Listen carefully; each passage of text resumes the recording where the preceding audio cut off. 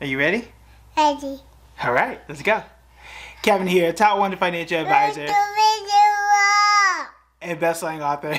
We are here to talk about the stock market. Okay, so I posted this on Twitter the other day, and it reads, I'll put it here. It reads, I don't know who needs to hear this, but more millionaires are made by index funds and boring stocks than day trading and forex scams. But y'all don't hear me though. Now y'all hear me because y'all are here and you've liked and you subscribed and you've done all those things. But the interesting thing is I got a comment or a tweet that said there's no way you can become a millionaire on a $70,000 salary. Now first off, that's not true. And there is a power to investing small and scaling up. In fact, if you took a just $70,000 salary and never got a raise, which obviously you should, and you go all the way back to 1992, and you just invested 15%, you'd have about $1.8 million today by simply investing in an index fund. That's it. Now, when you adjust for inflation, that is closer to about $900,000. So you have about $900,000 spending power, but your account would say $1.8 million today. That's not bad. By any stretch of the imagination, that ain't bad. And that's only 15% on a $70,000 salary. So what can we learn here? Number one, don't come for me on social media.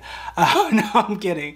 But what we can learn here is, yes, long-term investing does obviously make sense, and you can become a millionaire on a modest to normal to small salary. The other thing too is, let's say you make 50, let's say you make 45, you can still invest and still be quite comfortable because it's really about proportions. If I'm making $45,000 and I'm okay, I may not be rich, I may be able to buy everything in the world. However, I may not need a full $2 million. I might not need that. In fact, there is a way to figure out what your number is to get your remaining retirement, to basically meaning if I live just like I am today and if I hit this number, I'll be fine. It's actually if you take your current salary, I'm going to do the math real quick, take your current salary and multiply it by 25, I'm looking at that correctly. So 45,000, we can do this together, times 25. Gives you 1.125 million. So if I take that and multiply it by 0.04, that gives me 45,000. What did I just say there? I threw a lot of numbers at you. I apologize. What that means though is, like, I don't need the whole 1.8.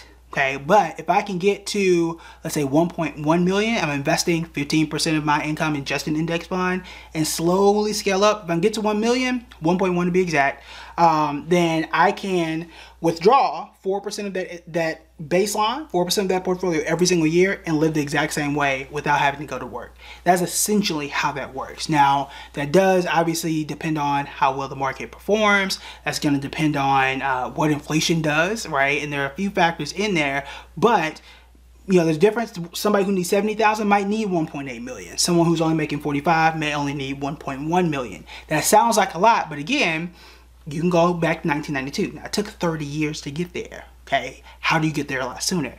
The key here is you can invest in something that's more aggressive.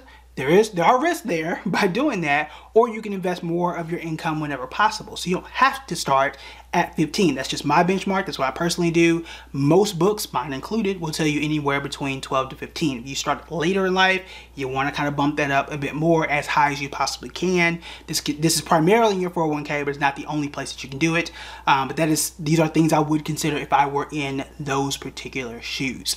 So the answer is yes, you can become a millionaire by index funds. Most do, and there are plenty of articles that show this as well. Fidelity puts out a study almost every year about how many millionaires were created, and again, majority of them 401ks, IRAs, index funds, Roth IRAs. Like, that's how, like, the majority of them do it. But in either case, it is the small things, that 10%, that 15%, that 12% that add up over longer periods of time is how you get there. If you want to get there sooner, which I think most of us do, you've got to be more aggressive in putting more money in. Or you can also increase your income, because that percentage is obviously going to help you to get there much sooner. All right, that is it for me. I've got to hop on a plane. We are going to do a grade your portfolio and a few other things this week, so stay tuned to those. And that's it. Talk to you later.